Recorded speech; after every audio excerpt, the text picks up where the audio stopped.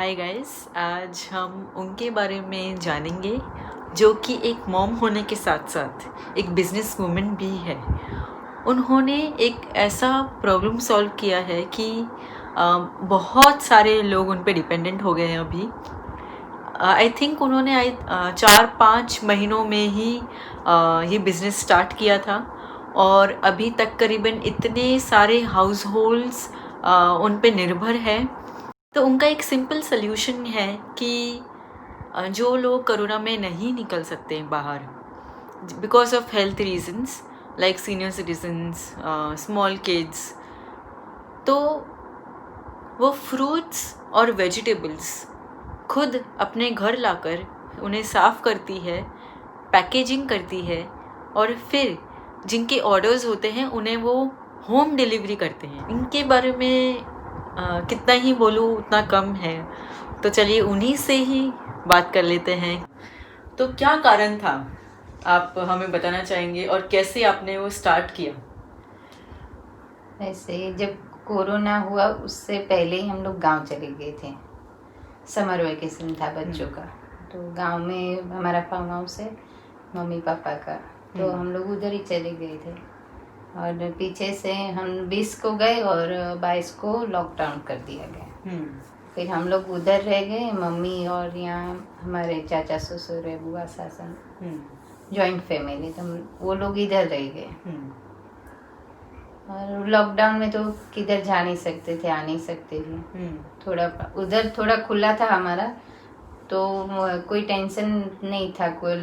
कुछ भी दूध वगैरह लाना था तो गांव में ऐसा कुछ इतना ज्यादा था ही नहीं। ऐसे बोलो तो कोरोना ही नहीं था उधर, तो हमारे उधर गांव में, लेकिन इधर बहुत ज्यादा था अपने मुंबई में। तो फिर नीचे सब दूध लेने के लिए, सब्जी लेने के लिए सबको लाइन में खड़ा रहना पड़ता था। हम तो एक्चुअली हमको वो सब हमको बताया ही नहीं किसी ने गांव में कि ऐसा ऐसा हो रहा है हमारे साथ। ओल्ड एज है तो उनको तकलीफ ज्यादा खड़े रहने में होती है, कोई भी हो। और मम्मी थोड़ी वीक है, वो कभी धूप में ऐसे खड़ी नहीं रही है। हम लोग थोड़ा स्टेबल है, भगवान की दया से सब कुछ है। तो कभी उनको ऐसे जाने की कोई कभी ऐसा हुआ ही नहीं कि उनको जाना पड़े।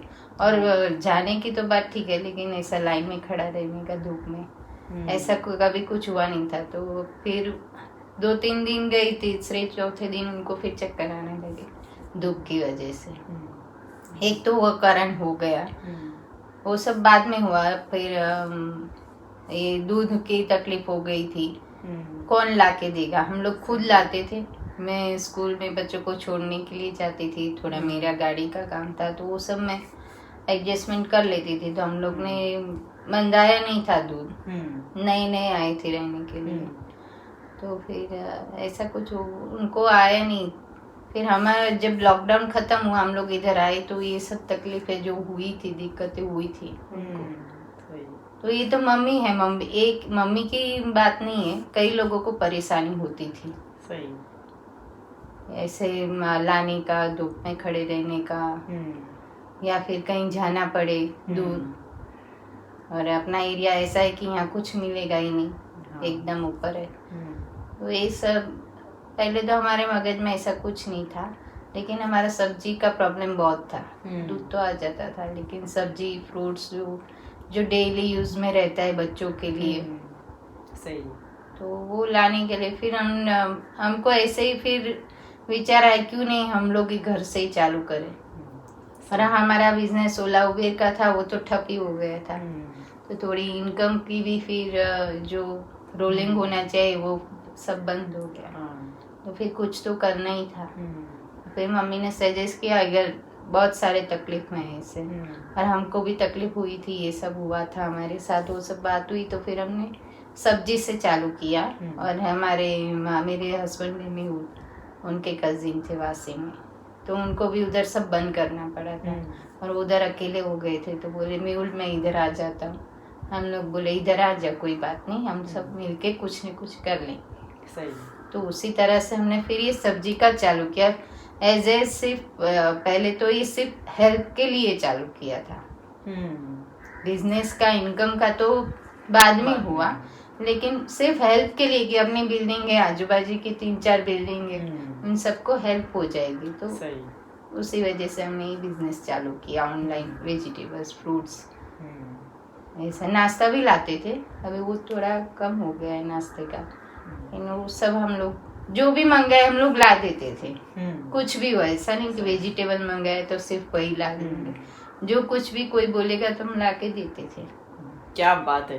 तो जैसे आपने देखा कि उन्होंने एक प्रॉब्लम को समझा और ये समझा कि बहुत लोग भी इन चीज़ से गुजर रहे होंगे और तुरंत ही उन्होंने सोल्यूशन ढूंढा। और अब उनसे ये जानते हैं कि इनकी दिनचर्या क्या होती है, फिर आप कैसे मैनेज करते हैं। आप एक मॉम भी है, हाँ। और आप घर भी संभालती है और आप बिजनेस भी करती है, तो कैसे करते हैं आप? ये एक्चुअली ये सब अकेले से तो नहीं होता है, लेकिन मेरे घर में सपोर्ट मुझे मेरे हस्बैंड का, मेरी सास का, सबका बहुत अच्छा सपोर्ट है। मेरे चाचा ससुर है, थोड़ा माइंड से डिफेक्ट है, लेकिन वो भी समझते हैं। कभी कभार मुझे उनको छोड़ के, बच्चों को छोड़ के हम लोग को निकलना पड़ेगा नीचे, चलो आधा घंटा पौना घंटा, तो वो भी संभालते हैं, ऐसा कुछ नहीं है। लेकिन सपोर्ट सबसे ज़्यादा ज़रूरी है, तो मेरे घर में सब सपोर्ट करते हैं। और सुबह जाने के लिए हम लोग अर्ली मॉर्निंग 4 बजे उठते हैं, नहा धो के चाय नाश्ता करके, थोड़ा खाना आटा गूंद दिया, चावल पका दिए, ऐसा थोड़ा बहुत करके बच्चों का नाश्ता, दूध वगैरह बना के जाना पड़ता है, क्योंकि 8:20 को जो बड़ी लड़की है उसकी फिर स्कूल चालू हो जाती है ऑनलाइन, तो वो थोड़ा करके फिर जाना पड़ता है। तो फिर 5 बजे फिर हम लोग निकलते हैं, मैं और मेरे हस्बैंड दोनों बाइक पे, और सब आधा घंटा उधर जाने के लिए हो जाता है। सुबह अभी ट्रैफिक बढ़ गया है, तो जाते जाते आधा घंटा हो जाता है, फिर 1.5-2 घंटे में हम सब लेके आते हैं। वासी से ही आता है, पालघर वाला जो आता है ना, उधर से एक्चुअली सब आता है, लेकिन सब कुछ नहीं आ सकता है, तो फिर हमको मार्केट भी जाना पड़ता है। तो वो सब लेके मार्केट में भी जाते हैं, मार्केट से भी सब फ्रूट्स है जो नहीं आया है, सब्जी है जो अवेलेबल नहीं हुई है, तो हमको उधर से फिर परचेस करना पड़ता है। तो 8-8:30 बजे तक आ जाता है घर पे। घर पे आके सब वेजी क्लीनर है, उसमें सब साफ सफाई करके, भाजी वगैरह सब धो के सूखा करके फिर पैकिंग होता है हमारा, वो सब 10-10:30 बजे तक, 11 बजे तक चलता है, क्योंकि सबका होता है। अभी मीरा रोड से लेके अंधेरी तक मेरा सब वेजिटेबल जाता है, और हम लोग को खुद को ही जाना पड़ता है। सही बात है। तो इसीलिए सबका पैकिंग एकदम तो नहीं होगा, टाइम लगता है थोड़ा। तो फिर हम लोग करते हैं वो, फिर वो 12-1 बजे 1:30 बजे तक चलता है। अगर कम रहता है तो मेरे हस्बैंड अकेले जाते, नहीं तो दोनों जाते हैं। अच्छा। आते आते 2-2.5 घंटे बच जाते, फिर खाना वीना वगैरह जो बाकी वैसे मम्मी कर लेती है, लेकिन फिर उनको जो बच्चों को खिलाना रहता है तो रोटी वगैरह बाकी रह जाती, तो फिर करके खाना खाते हैं। ऐसे क्या बात गुजरता है। मैं ये सुन के मैं थक गई सुन के, क्यों अगर मैं करती तो कैसा होता। नहीं, हो जाता है, टाइम अपना सिखा देता है। पहले मेरी लड़की थी, ऐसा था जब स्कूल में जाने के लिए उठती थी, उसका 7:45 का टाइम था, तो उसके लिए गाड़ी की लाइन थी, तो उसको जो गाड़ी में जाना था वो उंगली करती थी, वही गाड़ी में वो जाएगी। उसको कलर्स बहुत पसंद है। अच्छा। तो अलग अलग कलर की, हम जब ओला उबेर का चलता था ना, तो अलग अलग कलर की हम लोग गाड़ियाँ और ये हकीकत है। आप कभी भी अभी ओला उबेर के ऑफिस में जाओगे ना, तो मेहुल भाई का नाम बोलोगे तो तुरंत बोलेंगे हाँ उनका काम अच्छा था।